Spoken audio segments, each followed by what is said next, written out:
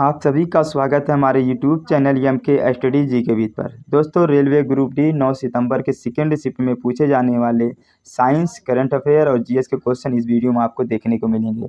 और जो दोस्त हमारे चैनल पर पहली बार आए वह चैनल को सब्सक्राइब करें और बेल आइकन प्रेस करें, जिससे उनके पास नोटिफिकेशन आसानी से प्रोवाइड हो सके। तो चलिए मेरे प्यारे दोस्तों, हम देख लेते हैं कौन कौन से क्वेश्चन पूछे गए थे।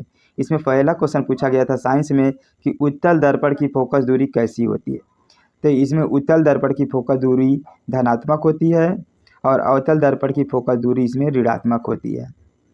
अगला क्वेश्चन पूछा गया था कि रंगों के अपवर्तनांक से संबंधित प्रश्न थे, तो हम रंगों को क्रम अनुसार रख दिए हैं। तो देख लीजिए, बैगनी, इंडिगो, ब्लू, हरा, पीला, नारंगी और लाल, ये रंगों के अपवर्तनांक के क्रम है। तो आप इसको ध्यान से देख लीजिए। इसमें पूछता है सबसे अधिक किस में है और सबसे कम है। सबसे अधिक परा बैगनी किरणों में है और सबसे कम लाल में होता है।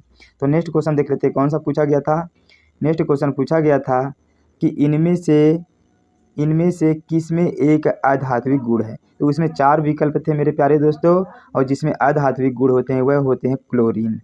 नेक्स्ट क्वेश्चन आया था कि पौधे अपने जड़ों के द्वारा खनिज लवण और जल का अवशोषण किस क्रिया द्वारा करते हैं। तो ये परासरण क्रिया द्वारा पौधे जड़ों द्वारा खनिज लवण और जल को अवशोषित करते हैं। नेक्स्ट क्वेश्चन देख लेते हैं। नेक्स्ट क्वेश्चन पूछा गया था कि कॉपर सल्फेट में एल्युमिनियम से क्रिया कराने पर क्या बनेगा।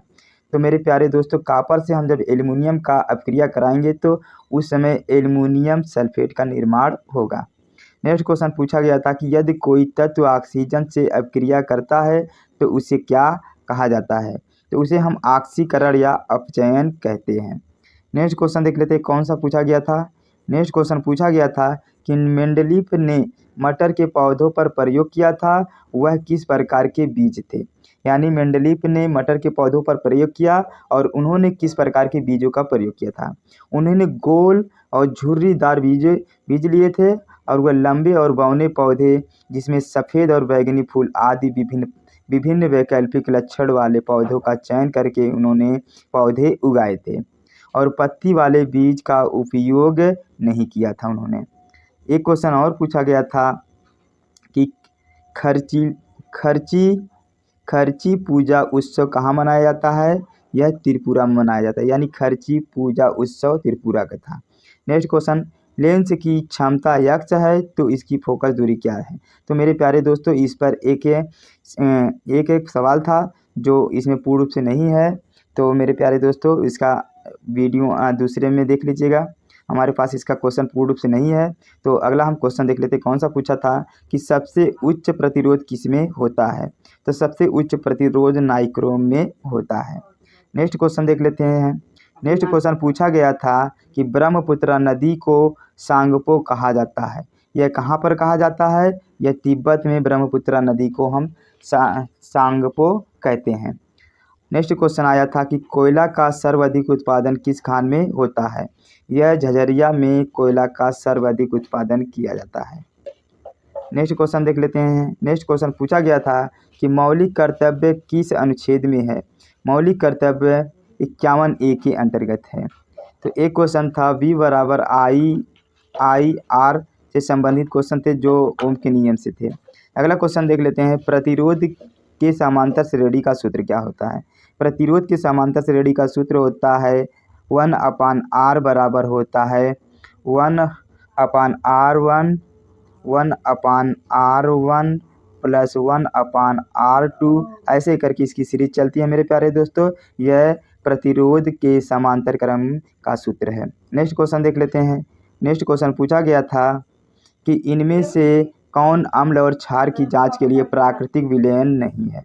ये मेरे प्यारे दोस्तों, मेथिल ऑरेंज ये प्राकृतिक विलयन नहीं है। इसमें हल्दी आ जाता है जो प्राकृतिक विलयन है। नेक्स्ट क्वेश्चन पूछा गया था कि भारत में पहला अनाज ATM कहाँ खोला गया था। ये हरियाणा के कुरुक्षेत्र ग्राम में खोला गया था, यानी भारत का पहला अनाज ATM खोला गया था। नेक्स्ट क्वेश्चन देख लेते हैं। नेक्स्ट क्वेश्चन आया था कि जगन्नाथ नियम कब लागू हुआ था। यह 1954 में जगन्नाथ नियम लागू हुआ था। अगला क्वेश्चन आया था संसदीय कार्य मंत्री कौन है। संसदीय कार्य मंत्री प्रहलाद जोशी हैं। नेक्स्ट क्वेश्चन हमारा है, भारतीय योजना का वास्तुकार किसे कहा जाता है? यह पीसी महालनोबियस को कहा जाता है, यानी पीसी महालनोबियस को कहा जाता है। नेक्स्ट क्वेश्चन देख लेते हैं। नेक्स्ट क्वेश्चन आया था कि न्यूलैंड का अष्टक नियम किस पर लागू नहीं होता है? न्यूलैंड का कैल्शियम के बाद प्रत्येक 8वें तत्व का गुणधर्म पहले तत्व के गुणधर्म से नहीं मिलता है। नेक्स्ट क्वेश्चन देख लेते हैं कौन सा आया था। नेक्स्ट क्वेश्चन पूछा गया था कि किस जीव में 3 कक्षी हृदय पाए जाते हैं? तो सर्प के पास 3 कक्षी का हृदय होता है, 2 अलिंद होता है और 1 आंशिक रूप से विभाजित निलय होता है। और एक मेढक में हृदय में 3 कक्ष होते हैं और छिपकली के हृदय में भी 3 कक्ष होते हैं। मेरे प्यारे दोस्तों, मेरा वीडियो आपको पसंद आया हो तो इसे सब्सक्राइब करिए और बेल आइकन प्रेस करिए और अपने दोस्तों को भी शेयर करिएगा। जय हिंद मेरे प्यारे दोस्तों, नेक्स्ट वीडियो में हम आपसे मिलते हैं।